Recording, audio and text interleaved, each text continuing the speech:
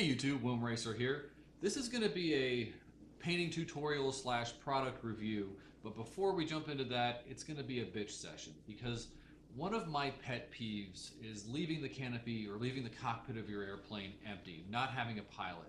To me, when you're flying, that throws off the entire effect. You immediately know that that's a toy, or a model at least. Maybe it's not a toy, but it just throws off everything for me. So one of the problems you run into when you start getting larger and larger aircraft is finding good options for pilots. Now, this is a really nice pilot figure, basically a big action figure, marketed as a quarter scale pilot, and has a nice flight suit. There's lots of accessories that come with them, different helmets, glasses. You put something like this in your airplane, it looks the part, right? Except it's marketed as quarter scale. So I don't know about you, I'm about 6 feet tall. This is a quarter scale, 6 foot tall person, about 18 inches. And you can tell it's a lot larger than this guy. You go to put this guy in your airplane, he's gonna look like a kid sitting in the cockpit. He's a quarter scale 12-year-old. So yeah, quarter scale, but not what I'm looking for my Warbird, not what I'm looking for my jet, not what I'm looking for my stunt plane. So I'll end my rant. Fortunately, for this particular airplane that we're working with today, it's the Hangar 9 SBOC 342. A quarter scale pilot bust is all we need, and there's a lot more options when you get into just having the bust. So this particular pilot is from Aces of Iron. Acesofiron.com retails for about 30 bucks. So my initial impressions, this is their civilian sport pilot in quarter scale. And my initial impressions, really good. The pilot's got a lot of character. You can tell it's not like doesn't look like a Barbie doll in the cockpit, right? Lots of nice detail on the parachute. Helmet looks pretty good. Some of the things I can see that need cleaning up, there's some rough spots around where the chin strap goes to the helmet. There's a little bit of flashing along the backside here, and there's a seam on the back of the helmet that shouldn't be there that's going to take some cleaning up. But other than that, it looks really good.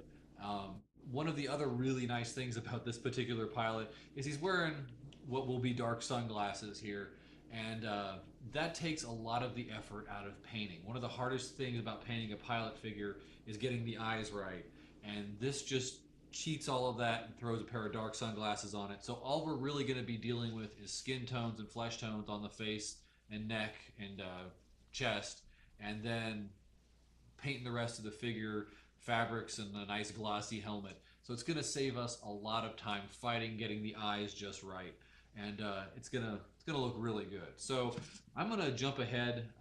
We'll go through into the painting process and how we get the flesh tones right and how we get the shading and everything. And we're gonna do a little bit of time lapse, and I'll probably do some voiceover for that. So let's get started on that now. We start off by cleaning up rough spots and seams, and the best tools here are just a razor and some fine sandpaper. Typically this would be followed by a primer coat, but the finish on this bust looked good enough to just jump right in. The first paint to go on is a base coat of Model Masters Skin Tone Tint Base, and while that dries, I use a burnt umber to highlight low areas on the clothing and chute. Once the base tint is dry, I lay a coat of burnt sienna down in the beard areas. Before this is fully dry, I start laying down Model Masters Skin Tone Warm Tint on the entire face, allowing it to mix with the burnt sienna and provide a little depth. I finish off the face for now with gloss red on the lips. I'm not worried if he looks silly. The red will be blended in later and will be subtle when complete. For now it is fine if he looks like a clown. I had accidentally killed the recording while I laid the blue on his shirt, but here I am starting to paint the chute. The shirt was a sea blue and the chute is a medium gray and flat black. Both will be a bit darker when I'm done. The goal is to get the entire figure painted and weathered, except for the helmet. Generally, fabric and skin should not have a glossy finish, and if they are left shiny they will look more like plastic than a real pilot. So because of this, I'm going to use multiple washes to weather the shirt and chute, and will then use many layers of Dullcote to take the shine off of everything.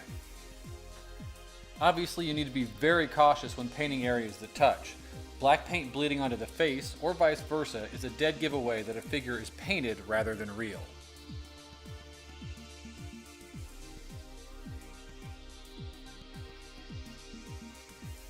Here I am starting to apply the washes. To do this, wait until the figure is dry, and then brush the wash over a large area. Using a clean paper towel, I sponge up as much of the wash as I can, and then repeat. The wash will pool in low spots and create a natural shading and will reveal additional detail in the model.